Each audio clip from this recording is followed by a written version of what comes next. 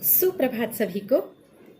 आज की इस संस्कृत की कक्षा में हम लोग एक बहुत ही महत्वपूर्ण विषय सीखने जा रहे हैं, जो है निबंध का विषय।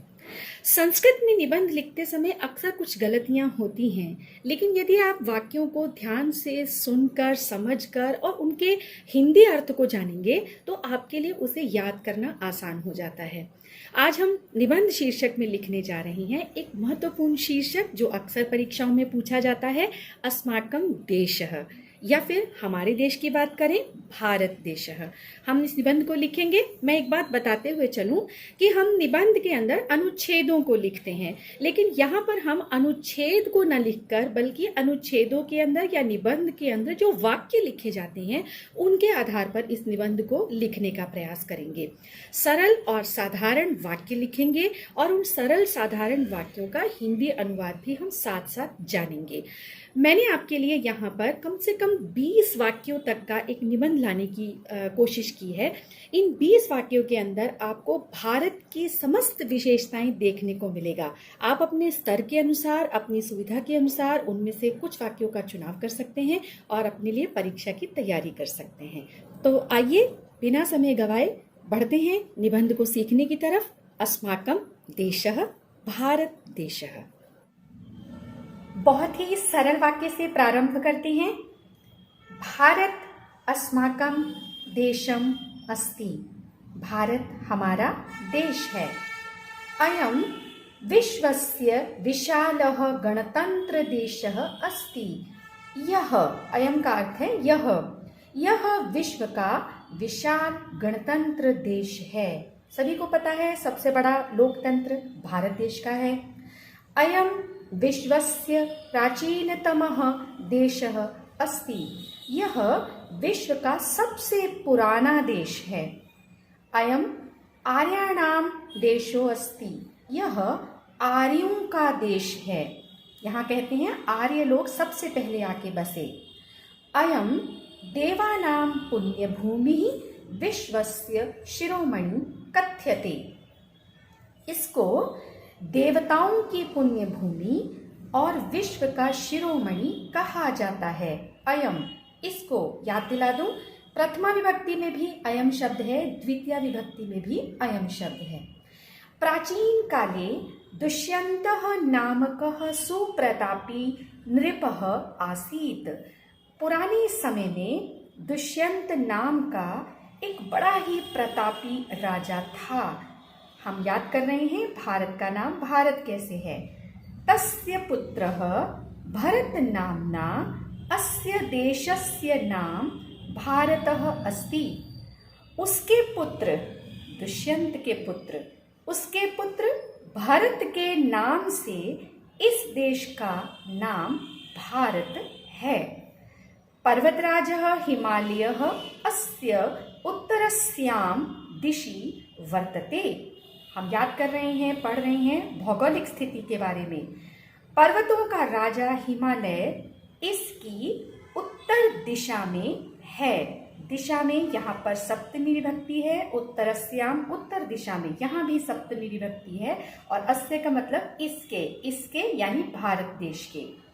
अस्य, इसके, पूर्व पश्चिम दक्षिण भागे, इन तीनों भागों में, पूर्व पश्चिम और दक्षिण भाग में, सागराः भारतस्य चरणौ प्रक्षालयन्ति।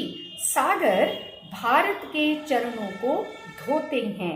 भारत के चरणों को धोते हैं सागर। कहाँ कहाँ पर सबको मालूम है। पूर्व दिशा में बंगाल की खाड़ी है, पश्चिम दिशा में अरब सागर है और दक्षिण दिशा में हिंद महासागर है। ये सभी भारत के चरणों का प्रक्षालन करते हैं। अत्र, अत्र का अर्थ है यहाँ। यहाँ काशी, प्रयाग, मथुरा प्रभृत्यः तीर्थनगराणि सन्ति। तीर्थ नगर हैं।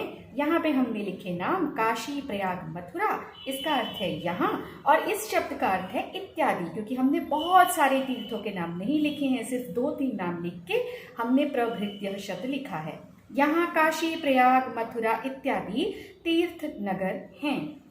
अत्र कोलकाता, मुंबई, चेन्नई प्रभृत्यः उद्योग प्रधानाः नगर्यः सन्ति।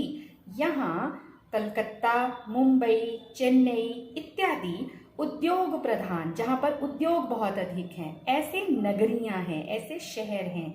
नगर्यः सन्ति। अगला वाक्य देखिए, अत्रैव, अत्र धन एव, यहाँ ही, यहीं पर राम, कृष्ण, गौतम उत्पन्न हुए हैं, पैदा हुए हैं। अस्य, इसकी प्राकृतिकी शोभा अनुपमा अस्ति। इसकी प्रकृति की शोभा, हमने इसे शब्द को शोभा को स्त्रीलिंग लिखकर प्राकृतिकी भी स्त्रीलिंग में लिखा है।